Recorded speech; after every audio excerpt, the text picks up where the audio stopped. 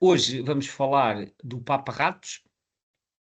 O mote para esta sessão gira um bocadinho em torno do curioso nome desta ave, e portanto vamos também tentar, entre outras coisas, esclarecer se é ou não verdade que esta garça papa-ratos.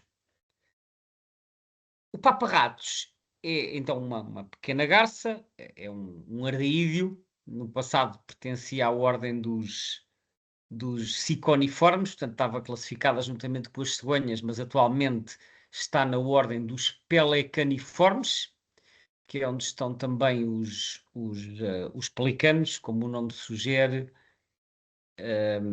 e as garças agora, enfim, após os estudos mais recentes, considera-se que são mais aparentadas aos pelicanos do que às cegonhas.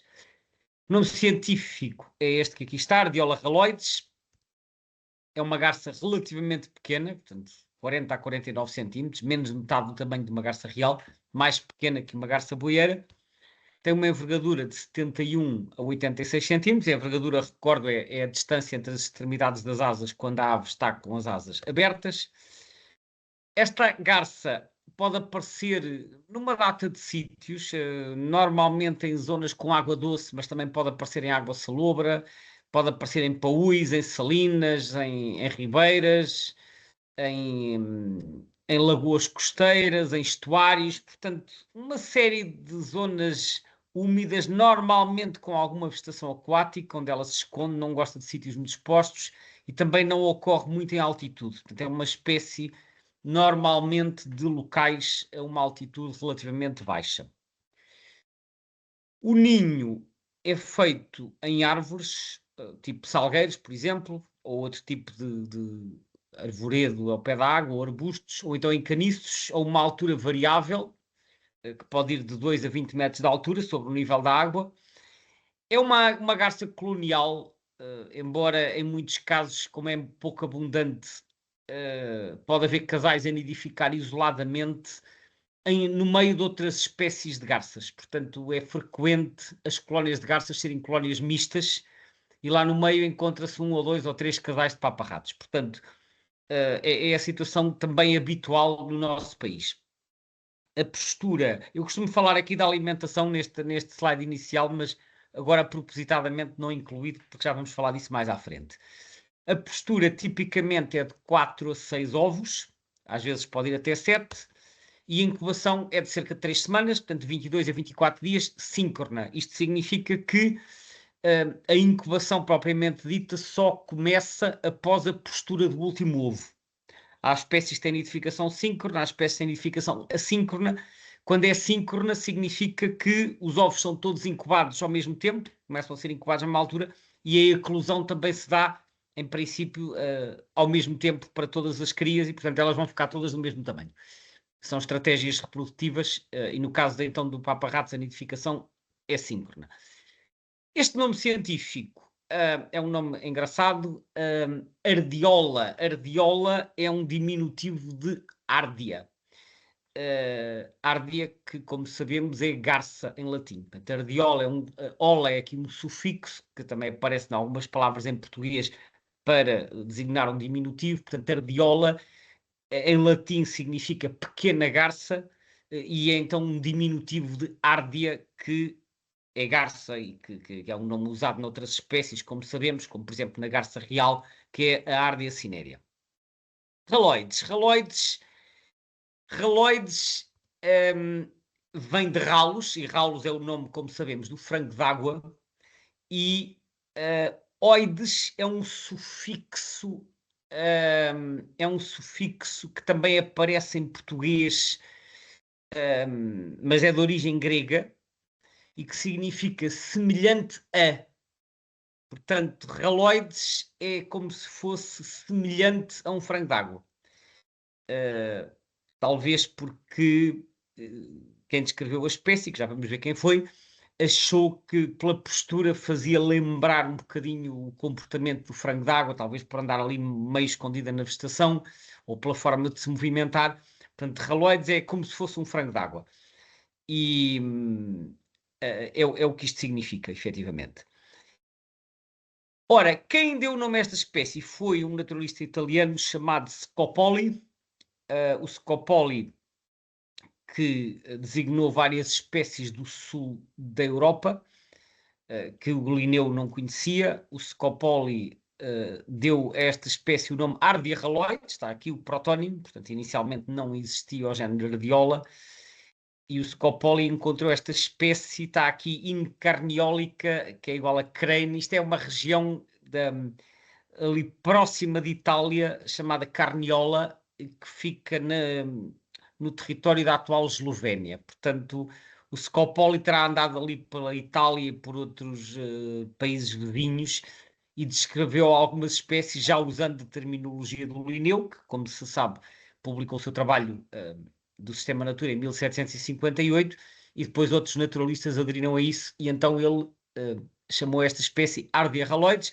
Mais tarde, depois é criado o género Ardiola, já no século XIX, e é nesse género que esta espécie se mantém até hoje. Curiosamente, a nossa garça boieira chegou a passar por esse género. Houve uma altura que alguns trabalhos referem Ardiola ibis para a garça boieira, depois mais tarde passou a ser Bubulus, como é conhecido, e agora voltou ao género Ardea. Portanto, isto de vez em quando vai havendo estas reclassificações e dependendo da época dos trabalhos nós encontramos nomes diferentes. Mas, portanto, a Ardiola haloide, descrita pelo Scopoli em 1769 na região da atual Eslovénia. Olhando um pouco para os aspectos de identificação, temos aqui uma estampa do Birds of Western Palearctic on CD-ROM. Temos aqui 5 idades diferentes. Atenção que alguns números aparecem em duplicado, porque se referem à mesma idade pousada e em voo. Por isso é que há 2 1s, 2 3 e 2 4.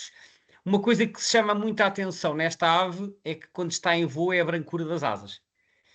A ave, quando está pousada, tem as asas recolhidas e, portanto, o branco é pouco visível, vê-se só assim um bocadinho aqui nas asas, mas elas estão recolhidas. Mas em voo chama imediatamente a atenção esta brancura e ao longe pode parecer quase branca. Isto é a característica em voo. Em pousadas tem assim um tom que varia entre o quase dourado e o acastanhado. Então vamos ver aqui as idades. O número 1 é o adulto nupcial. Nupcial, portanto, refere-se à plumagem que tem na época dos ninhos. E depois contrasta aqui com o número 2, que é o adulto não nupcial. O que nós notamos é que o adulto nupcial tem uns penachos mais longos na cabeça, que aliás é algo que acontece com diversas outras espécies de ardídeos.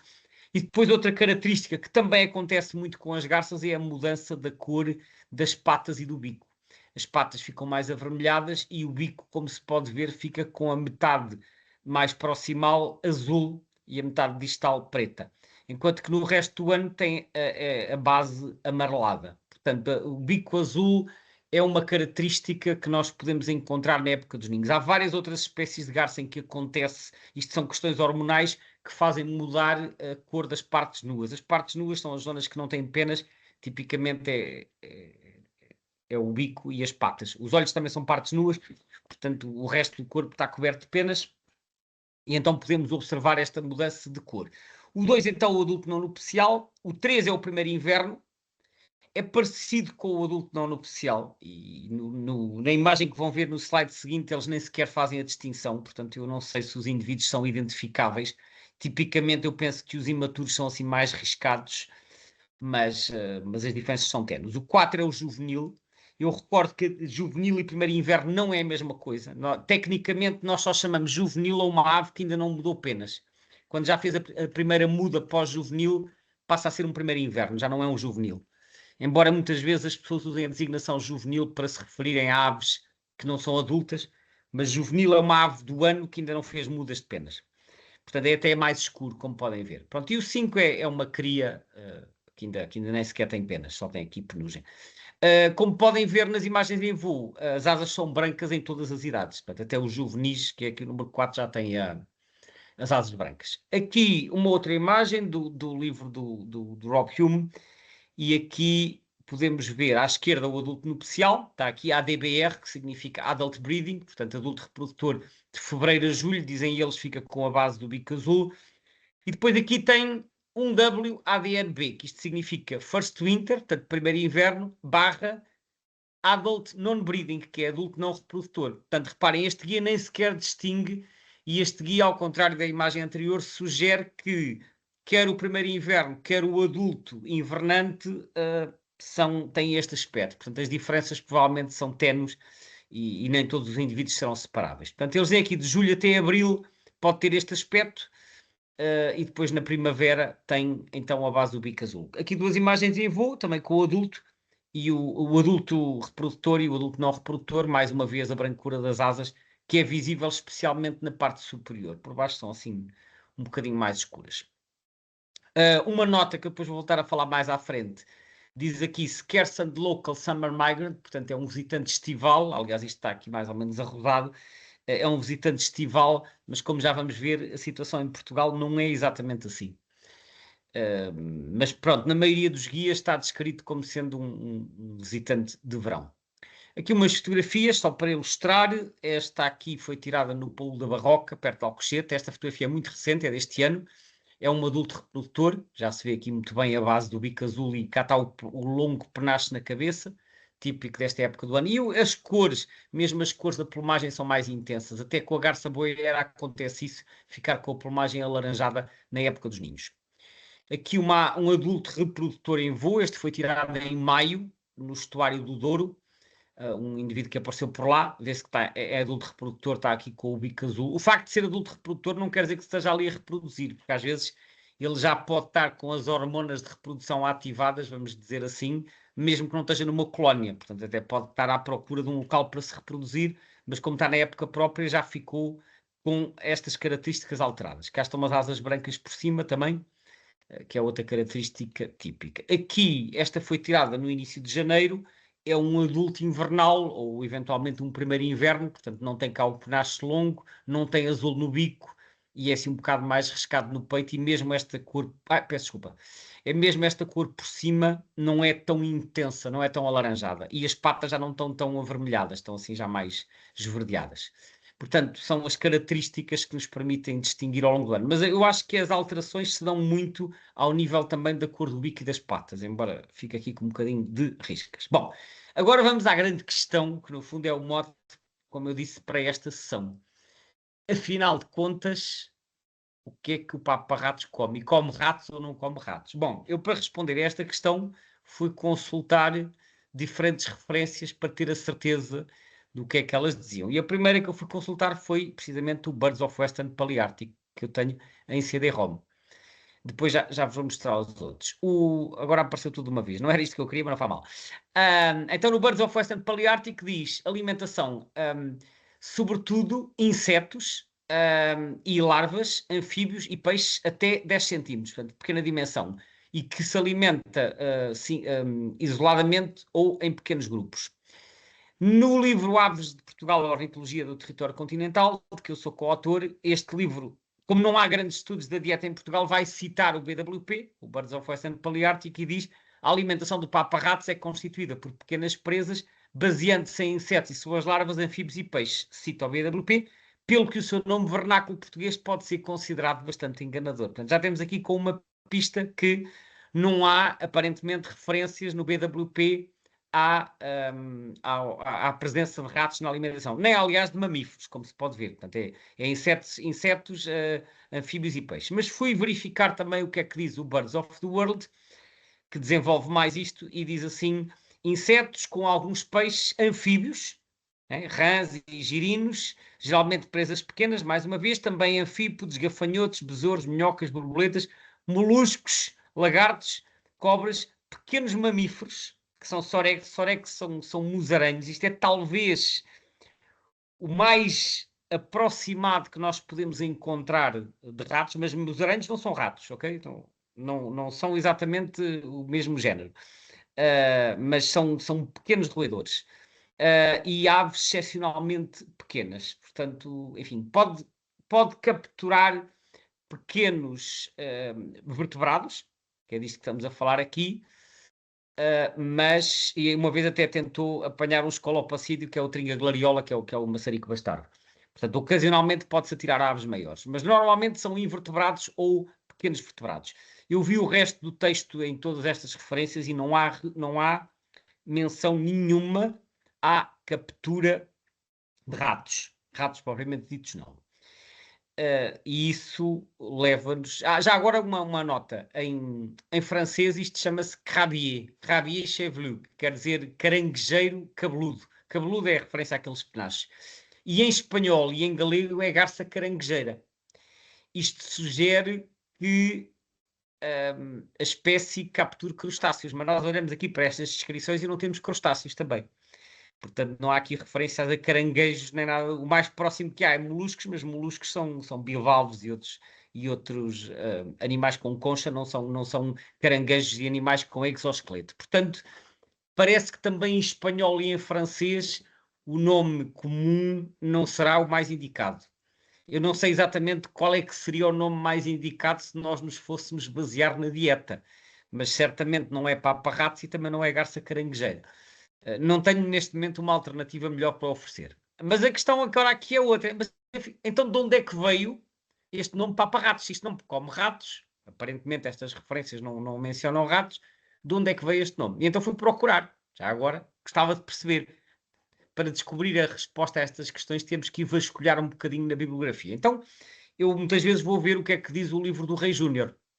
O Rei Júnior foi um autor da primeira metade do século XX, que deixou vários trabalhos, um deles é o Catálogo Sistemático e Analítico das Aves de Portugal, fui ver o que é que ele dizia. E então, o texto no Rei Júnior diz isto, diz Ardiola raloides, Scopoli, cá está, nome vulgar, papa-ratos. Só diz isto, não diz mais nada. Depois diz, esta espécie é rara no país, com especialidade no norte. Os exemplares dos museus de Lisboa e Coimbra foram obtidos no sul durante o mês de maio. Do norte apenas conhecemos 2 exemplares, um morto nas margens do rio Corgo e outro na foz do rio Ave em 15 de maio de 1905. O Museu do Porto não conta exemplar algum nas suas coleções. Ora, eu vi isto e pensei, se o Rei Júnior, que era uma pessoa muito cuidadosa com aquilo que escrevia, está a usar o nome papa-ratos, é porque isto já vem de trás. Ou seja, anterior ao Rei Júnior. Bom, se já vem de trás, eu vou procurar mais atrás, porque a resposta deve lá estar. Então fui ver o trabalho do Manuel Paulino de Oliveira, que é de 1896. E ele aqui diz, isto é engraçado, este trabalho está cheio de abreviaturas, mas eu vou usar a decifrar. Para começar, notem que ele chama bufos comatos, o nome é diferente. Bufos comatos. E aliás, o Barbosa do Bocage, que ainda é um autor anterior, menciona Ardea comata, mas isto nesta altura era uma grande confusão de nomes, que coexistiam vários nomes.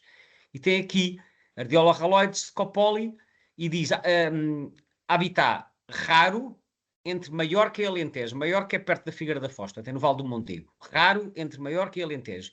Não sabemos que se tenha encontrado, senão em maio. O Rei Júnior também refere estar presente em maio.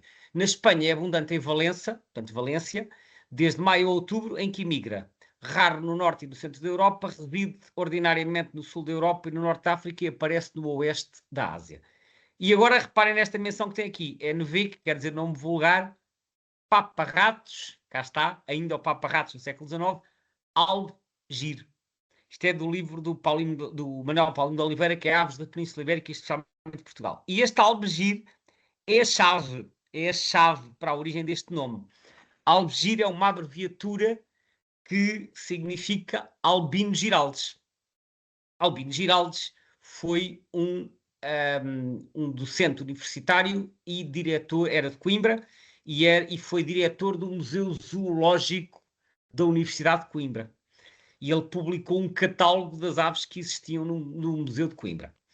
E então eu pensei, bem, então vamos ver o que é que diz o Albino Giraldes. E o Albino Giraldes tem o tal catálogo que eu referi, que está aqui, Coimbra, impressa da Universidade em 1879, que é o catálogo das aves de Portugal, existentes atualmente no Museu de Coimbra.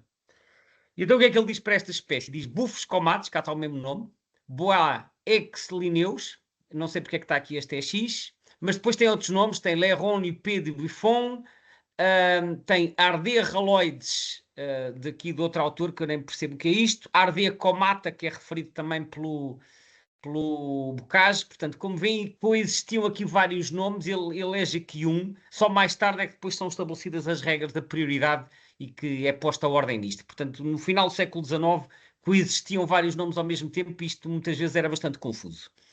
Então cá está, nome vulgar papa-ratos, nome francês Le Crabier, que é o caranguejeiro, Exemplares 8, isto é que existiam 8 exemplares no Museu de Coimbra, e isto era a origem dos exemplares, que é Montemor, que neste caso é Montemor o Velho, e Foja, que é outra localidade também do Baixo Mondego. Portanto, 8 exemplares que existiam na altura no Museu da Universidade de Coimbra.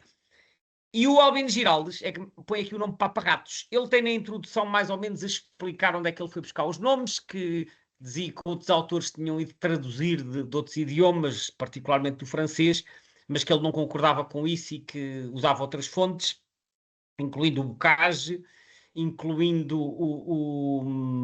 ele cita mais um ou dois autores, cujo nome agora não me recordo, mas o Bocage não usa o nome Paparratos, não tem lá nome nenhum. Portanto, eu penso que o Albino Giraldes foi o primeiro a estabelecer este nome. Mas o Albino Giraldes também fez algumas confusões, porque ele, por exemplo, para o Falco Sebúteo, foi ele que popularizou o uso do nome Falcão Tagarote, que é para o Falco Pelegrinoides, e que depois foi um erro que se perpetuou durante mais de 100 anos. Portanto, os nomes do Albino Giraldes foram escolhidos com os critérios dele, mas em alguns casos foram repetidos durante muito tempo por diversos autores e alguns deles perduraram até à atualidade. Portanto, esta é a referência mais antiga que eu consegui encontrar do nome Paparratos, é de 1879. Os outros autores, de uma forma geral, repetiram isso, embora haja alguns que referem nomes alternativos, como Garça Caranguejeira e Garça Rateira, por exemplo, mas Rateira, lá está, vai atirar para os ratos outra vez, e Garça Caranguejeira é uma tradução do espanhol, também já vimos que não come caranguejos. Portanto, aparentemente a origem do nome Paparratos está aqui no Albino Giraldes. Ele não fala da alimentação, ele próprio diz na introdução do trabalho que não fala da alimentação porque isso se encontra em qualquer livro de ornitologia. Não sei, efetivamente, se isto era um nome de origem popular ou não. A verdade é que esta confusão se manteve até hoje e já passaram quase 150 anos. Portanto, é esta a origem do nome. Não come ratos, mas aparece em todos os trabalhos como Paparratos. Bom, vamos continuar. Portanto, está aqui a referência do trabalho do Albino Giraldes. Vamos olhar um bocadinho para a distribuição. Isto é uma ave do velho mundo. Este mapa é do Birds of the World. Temos a salmão, as zonas onde é supostamente estival. O roxo é residente e o azul é hibernante. Como podem ver, tem uma distribuição aqui no sul da Europa e muito disperso, portanto, muitos pontinhos. Aqui alguns na Ásia, entre o Mar Negro e o Mar Cáspio. E depois, aqui no Médio Oriente, uma zona de invernada no Egito e uma mancha enorme na África subsaariana, incluindo Madagascar. Aqui são residentes, aqui estão o ano inteiro. Portanto, uma população migradora aqui a norte, que vai mais ou menos até, assim, até a latitude de 45, o Norte de África também, e uma população residente na África subsaariana, que é para onde também vai a maioria destas aves que nidifica aqui na Europa. Em Portugal, já vamos ver em detalhe, mas aparece aqui só uma pequena manchinha. Esta zona corresponde ao Ribatejo, mais concretamente ao Paúl do Buquilobo, ali entre Golguém e Torres Novas, que é o único local onde historicamente esta espécie se reproduzia com alguma regularidade. Mas nós já vamos falar melhor da situação em Portugal. Primeiro vamos olhar um bocadinho para compreendermos também um pouco melhor porque é que se vê tão poucos paparratos em Portugal, apesar de já haver desde o tempo do Albino Giraldes e do Rei Júnior. Aqui temos o mapa do segundo Atlas Europeu e neste mapa temos as bolinhas de presença com quadrículas de 50 por 50 km e, como podem ver, tem uma escala de cores que corresponde ao número estimado de casais em cada uma das quadrículas. Portanto, cá está, ocorre no sul da Europa e depois aqui em parte da Ásia, mas até a latitude de Paris, mais ou menos, depois para norte não aparece.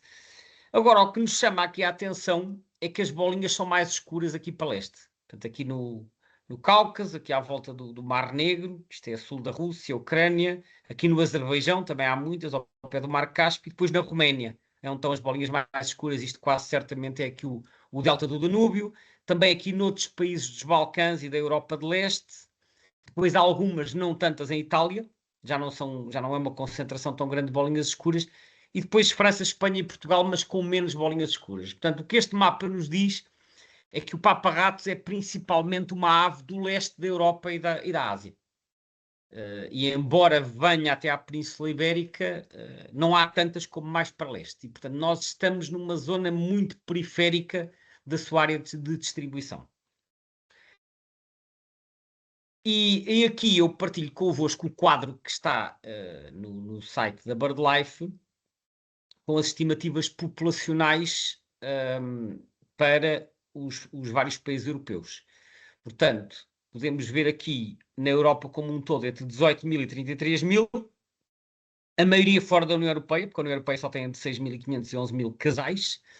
E agora vejam quais são os países que têm maior quantidade de casais. Turquia, que é muito a leste, Rússia, portanto, Turquia com 2.500 a 5.000, Rússia 3.000 a 6.000, Roménia 2.700 a 6.000 e Azerbaijão, cá está ao pé do casco, 3.500 a 7.000. Na Europa Ocidental os números são muito mais modestos, andam da ordem das centenas. Espanha ainda chega aqui aos 1.900 a 2.500, portanto que ainda é um número bastante relevante, 9% da população europeia, e Portugal aparece aqui com 10 a 50, menor que 1.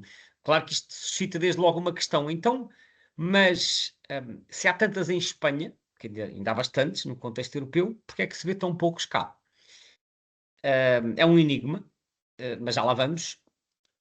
Agora, uma nota sobre estes 10 a 50 que aparecem neste documento da BirdLife, eles indicam a fonte da informação para todos os países e no caso de Portugal, com os 10 a 50 casais, a fonte é o eBird. Eu já referi isto para outras espécies, é uma coisa que causa alguma perplexidade, porque é que as estimativas oficiais dadas por Portugal para a União Europeia, porque isto são os números que estão no relatório da Diretiva Aves também, porque é que os números dados por Portugal se baseiam no eBird. Mais nenhum país da Europa fez isto. Portugal é o único país sistematicamente que forneceu as suas estimativas com base no eBird. O eBird não é um censo, é uma plataforma de ciência cidadã em que cada um usa o protocolo que quer e, portanto, eu acho estas estimativas para a maioria das espécies muitíssimo imprecisas. Até tenho dúvidas sequer que isto chegue aos 10 casais em Portugal, sabendo o que nós sabemos hoje, mas enfim. Mas acontece com muitas espécies ter a informação vinda do eBird que eu acho que não tem detalhe suficiente para a maioria das espécies. Mas pronto, fica só aqui o apontamento. Fica aqui também a noção então de que os países que passam 1 milhar de casais estão todos a leste, exceto Espanha. Agora vejamos o mapa de variação. Este mapa é muito curioso. É um mapa que compara o primeiro com o segundo Atlas. Eu recordo que os quadrados azuis são as quadrículas novas, os cinzentos são as quadrículas onde manteve, do primeiro para o segundo, e as laranjas onde desapareceu. Está ali a legenda em cima. Eu já vos mostrei vários casos de mapas de espécies que estão a deslocar-se de sul para norte, outros que se estão a deslocar de norte para sul. Este é um caso curioso de uma espécie que parece estar a deslocar-se de leste para oeste, porque nós vemos que as quadrículas laranjas estão quase todas aqui no leste, portanto, Ucrânia, Bulgária, isto aqui parece ser Hungria, Eslovénia, um pouco na Roménia também, algumas em Itália, e os quadrados azuis estão principalmente a oeste. Também há alguns a leste, é verdade, mas estão sobretudo aqui, Península Ibérica, França, Itália, é onde está a maioria dos quadrados azuis. Portanto, parece estar a perder, pelo menos em termos de distribuição, estar a perder no leste, que já vimos que é a zona mais importante, e estar a ganhar ao oeste. Só que, atenção, isto não são números, isto é distribuição. E como vão ver nos números, apesar de estar a haver aparentemente uma expansão na Península Ibérica, a população não parece estar a aumentar. Isto também pode ter a ver com as metodologias da Atlas, isto é apenas presenças, não é necessariamente nidificações confirmadas. Mas este mapa de Portugal sugere aqui uma distribuição que se calhar é um bocadinho excessiva. Mas já vamos ver isso. Eu fiz aqui uma ampliação para a Península Ibérica. Como podem ver, os quadrados da Península Ibérica são quase todos azuis. Tem alguns cinzentos, que é onde já existia, mas são quase todos azuis. Quer em Espanha, quer em Portugal. Portanto, isto sugere uma forte expansão, mas esta forte expansão não tem correspondência com os números de indivíduos registados, até pelo contrário. Vamos ver um bocadinho o que se passa em Espanha. Isto é o mapa do segundo Atlas, que foi publicado em 2003. A distribuição, como podem ver, quando vemos assim com esta malha mais fina, percebemos é extremamente fragmentada. Tem 3 ou 4 núcleos principais. Um deles é o Delta do Ebro, que é esta zona aqui. Historicamente, talvez o sítio mais importante em Espanha para a espécie. Tem cerca de metade dos tais 2.000 casais, cerca de 1.000 estão aqui. Portanto, o Delta do Ebro é o sítio para ver paparratos em Portugal. 1.000 casais é algo que nós nunca ouvimos sequer falar em Portugal. Portanto, não temos cá disso. Fica aqui na província de Tarragona, já faz parte da Catalunha. Depois temos aqui a Albufeira de Valência, que é esta zona aqui. que também é importante, apesar de ser só 2 quadradinhos. Isto aqui é na província de Alicante, a Laguna de Alondo e as Salinas de Santa Pola, mas eu acho que nos últimos anos este local perdeu importância. Esta legenda refere-se aqui à Albufeira de Valência. E por fim, aqui embaixo esta zona que são o Parque Nacional de Doñana e as zonas adjacentes, incluindo o Braço del Este, as Marismas do Odiel, portanto aqui entre o Elva e Sevilha, toda esta zona de Doñana e zonas envolventes, portanto Marismas do Guadalquivir e arredores. A população de paparratos em Espanha está essencialmente nestas 3 áreas. Quando olhamos para o mapa do terceiro Atlas, que compara com o segundo, isto sugere uma fortíssima expansão, especialmente aqui nas marismas do Guadalquivir, que isto aqui tem bolinhas azuis que nunca mais acabam. E depois também há algumas aqui na meseta castelhana, no resto do litoral andaluz e algumas cá mais para cima. Portanto, há muito mais bolinhas azuis que vermelhas. E nós olhamos para aqui, se olhássemos só para este mapa, dizíamos, epá, isto em Doñana teve uma expansão e peras. E se calhar qualquer dia chegam aqui em grande quantidade, principalmente ao Algarve, que está aqui ao lado, né? Algarve, Alentejo. Só que a realidade é um bocadinho diferente, como já vão ver. E eu próprio tenho dificuldade em compreender esta quantidade de bolinhas azuis aqui à volta de Doñana. Não encontrei textos que expliquem em detalhe, mas eu acho que esta expansão pode dar uma ideia um bocadinho errada. O aumento entre o segundo e o terceiro Atlas, quando comparamos só as quadrículas que foram visitadas nos dois, foi de mais de 100%. Portanto, isto mais do que duplicou. Tinha 44 bolinhas, agora tem 105. Portanto, somando as amarelas e as azuis. Portanto, isto sugere, como eu disse, uma enorme expansão. Aqui, para percebermos um bocadinho melhor a situação em Espanha, eu partilho convosco este mapa que é de um censo de garças que a SEO, que é a Sociedade Espanhola de Ornitologia, fez em 2020 e 2021. E eles publicaram uma monografia sobre isso e tem aqui um mapa com bolinhas de vários tamanhos. A legenda está um bocadinho pequenina, mas basicamente isto é o número de casais em cada uma das zonas. Para em alguns sítios há colónias importantes. E quanto maior o círculo, mais numerosa é a colónia. E como podemos ver, só há 3 círculos grandes. Há 3 círculos grandes que eu pus aqui os números que vêm no relatório. Temos o principal, que é o Delta do Ebro, que já chegou a ter 1000 casais e que agora, na altura deste censo, tinha 387. Aqui, a Albufeira de Valência, com 144. E aqui a zona de Alicante, com 118, que eu acho que agora tem perdido importância ao que tinha historicamente.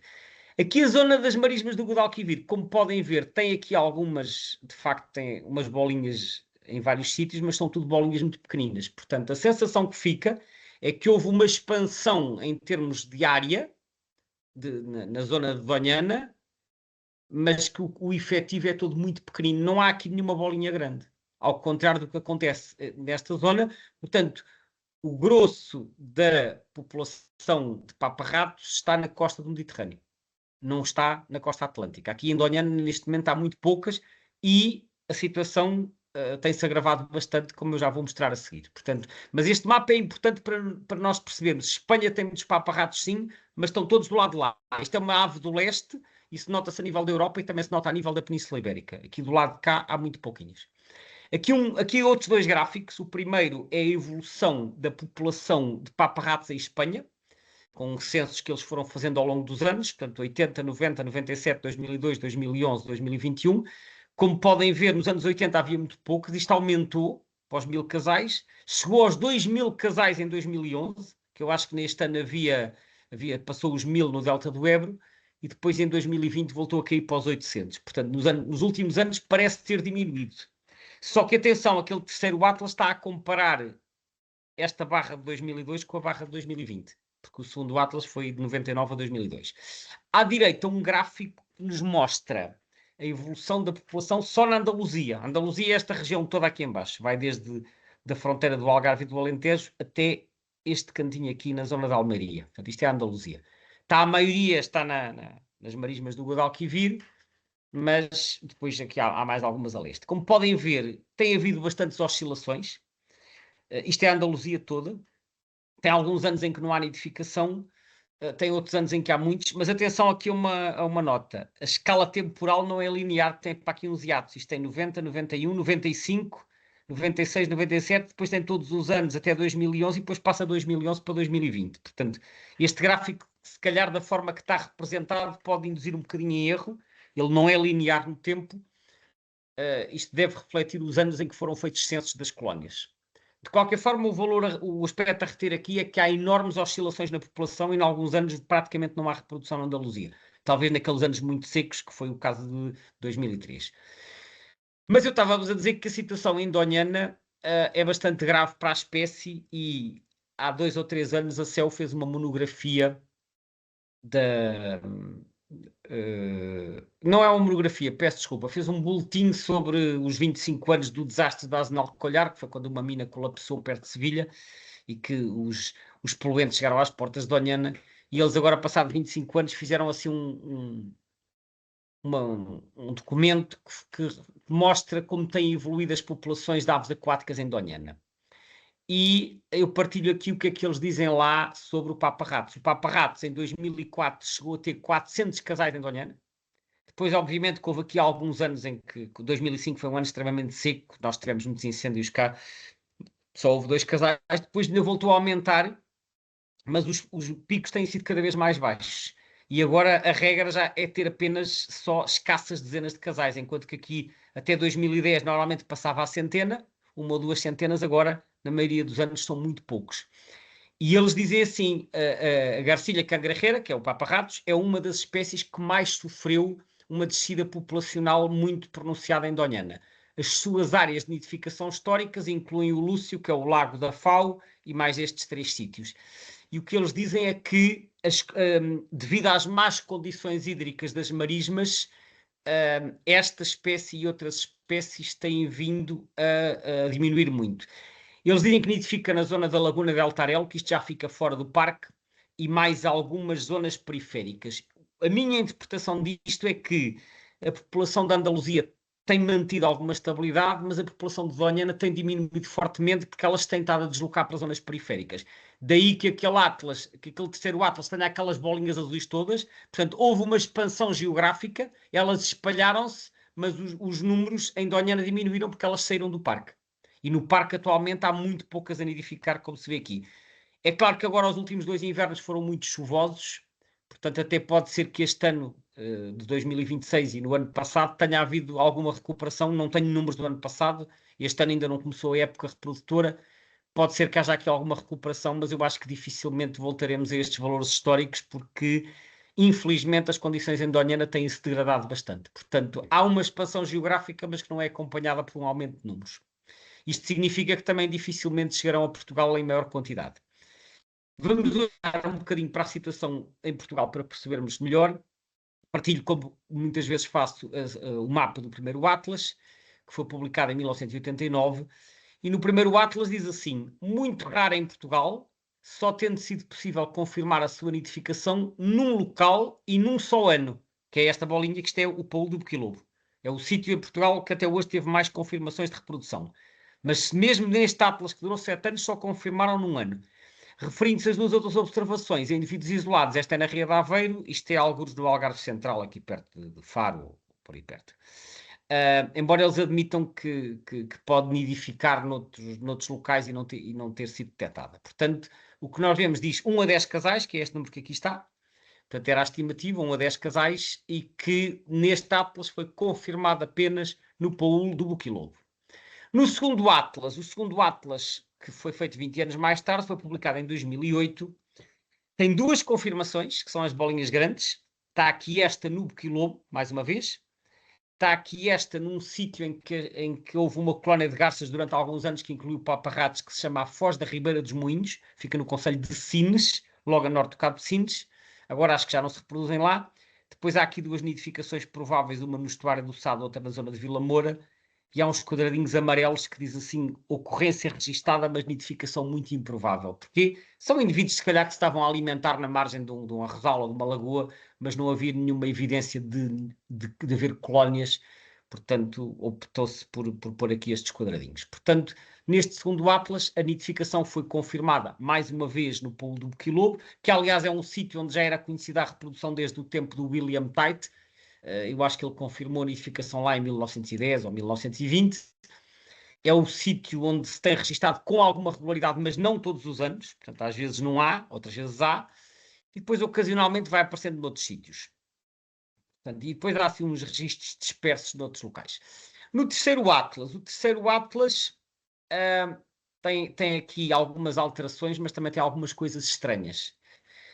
Ora, no terceiro Atlas nós temos aqui, vemos as bolinhas azuis escuras que são as confirmadas, temos aqui esta que é o Polo do Quilombo, mais uma vez, que é o único sítio que tem confirmação nos três Atlas, temos esta que é a colónia dos Carupim, em Salvaterra de Magos, que é um sítio onde hoje é um sítio muito conhecido, porque tem uma colónia no meio do rio que é fácil de ver da margem e que tem várias espécies. Temos aqui na Albufeira do Caia, na Albufeira da Alqueva, aqui outra albufeira aqui no meio, que eu não sei, pelo aspecto deve ser aqui perto do Roxo, portanto, perto de Beja, e aqui a Foz da Ribeira dos Moinhos, mais uma vez. E depois temos aqui dois registros de identificação provável. Comparando com o Atlas anterior, aparecem algumas novas, outras desaparecem, mas temos o que interessa aqui é que temos seis quadrículas com identificação confirmada. Curiosamente, a estimativa populacional que este Atlas dá é que a população é composta por 5 casais.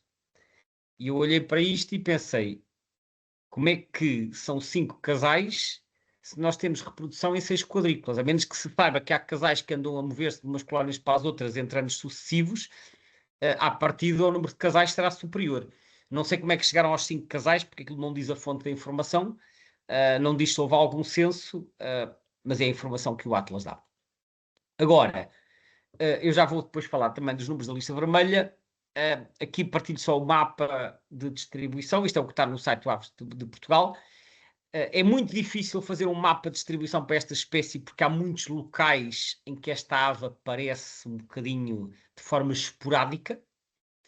Portanto, não é nada fácil desenhar um mapa que exclua os riscos muito ocasionais, mas essencialmente o que nós vemos é que há uma presença ao longo do litoral, da faixa costeira, mas descontínua. É mais nas zonas onde há, é nos troços onde há zonas úmidas, portanto, aqui entre o estuário do Cava da Ria de Aveiro, depois aqui o Baixo Mondego e as lagoas adjacentes, aqui o litoral a norte de Lisboa, o litoral do Algarve, as lagoas do litoral alentejano, algumas zonas do interior, onde há assim umas barragens e arrozais aqui nos distritos de Beja e Évora, e depois aqui também o Vale do Tejo e do Sorraia. Isto está a verde porque aqui a espécie está presente durante todo o ano. O amarelo reflete zonas onde a espécie aparece de forma ocasional, portanto o amarelo é uma cor aqui para representar a passagem, embora a fenologia da espécie em Portugal seja uma coisa muito esquisita. À direita é o número máximo de indivíduos registados por distrito, segundo os dados do IBIRD, o registro de maior concentração. Portanto, são números muito baixos, nunca chegam à dezena. Eu não sei se alguma vez foram vistos 10 paparratos juntos em Portugal. Os dois distritos que têm maiores contagens são Santarém com 7 e Setúbal com 8. Em todos os outros o máximo é 5 ou menos indivíduos. Portanto, este mapa mostra bem a escassez do paparratos em Portugal, ainda nos dias de hoje. Historicamente também sempre foi raro. Eu quando depois resolvi ir olhar para o eBird e obtive este mapa é para o ano inteiro. Os Atlas eram só da época de reprodução. Este mapa é um mapa que tem tons de roxo que refletem a frequência da ocorrência da espécie. Portanto, quanto mais escuro, mais frequente. E o que nós vemos vai começar aqui um retângulo mais escuro que chama a atenção. Isto é Badajoz, porque na cidade de Badajoz há uma colónia de garças mesmo no meio da cidade e tem lá paparratos. E, portanto, aí a frequência de observação é elevada. Mas, embora o retângulo entre um bocadinho em Portugal, estas observações são quase todas do lado espanhol. Em Portugal está tudo no tom de roxo mais clarinho, mostrando que a espécie é escassa. Aparecem aqui alguns um bocadinho mais escuros, como se pode ver, que são estes 4 que aqui estão e que eu legendei para se poder perceber que este é o Coço, que fica no Vale do Sorraia, portanto ali um bocadinho acima de Coruche. Esta é a colónia dos Carupim. Este é o Pulo da Barroca em Alcochete, que historicamente é talvez o sítio mais fácil para ver paparratos em Portugal. E esta é a Lagoa de Santo André, juntamente com a Foz da Ribeira dos Moinhos, portanto é aqui no litoral alentejano. São os sítios, mas atenção, isto é frequência de observação. Por acaso vejo agora que há aqui mais 2 quadradinhos mais escuros aqui no meio do Alentejo que eu na altura não me apercebi, mas que são aqui albufeiras aqui entre Beja e Serpa, mais ou menos nesta zona. Portanto, de resto, paparratos aparece sempre em números muitíssimo baixos é uma espécie de ocorrência irregular. Estamos, como eu disse, na zona periférica da distribuição e mesmo na metade de cá de Espanha não parece estar a espalhar-se, portanto eu não tenho expectativa de que o Papa-ratos se venha a tornar mais comum no futuro. Olhamos ainda para a ficha da conservação da espécie, segundo a lista vermelha. Reparem aqui à direita, global e na Europa está pouco preocupante, é uma espécie muito numerosa. Em Espanha está NT, que é quase ameaçado. Eu, por acaso, não fui procurar em detalhe porquê, mas imagino que tem a ver com o facto de estar a diminuir, ter diminuído de 2011 para 2021, diminuiu por metade a população e, portanto, isso é uma quebra acentuada, talvez seja por causa disso que puseram o NT para a população reprodutora e DD para a invernante. Em Portugal estava criticamente em perigo a população reprodutora, mas agora passou para em perigo e a população invernante continua em perigo. Estas categorias têm que ser interpretadas tendo em conta que nós estamos a falar de populações marginais e estas populações só são relevantes porque estamos a fazer uma avaliação regional, porque a nível ibérico não tem muita expressão. Mas eu fui ver o que é que diz aqui no fecheiro da lista vermelha e diz assim para a população reprodutora: população extremamente reduzida, estimada em 10 a 50 casais. Atenção que estes 10 a 50 casais é a tal estimativa que veio do IBARD e que está no relatório que Portugal mandou para a Comissão Europeia, o relatório da Diretiva Aves. Portanto, os relatórios da Diretiva Aves são feitos com base em estimativas do IBARD. E depois estes valores são usados para calcular o estatuto de ameaça. Eu honestamente não sei muito bem qual é a fiabilidade científica destes dados, mas isto acaba por se transformar em estatutos oficiais. Supostamente, com menos de 50 casais, daria um CR, mas ela foi reduzida em uma categoria, por isso é que tem cá o asterisco, a dizer que se admite que possa ser alvo de imigração, ou seja, que podem vir aves de Espanha e que previsivelmente esta não diminuirá.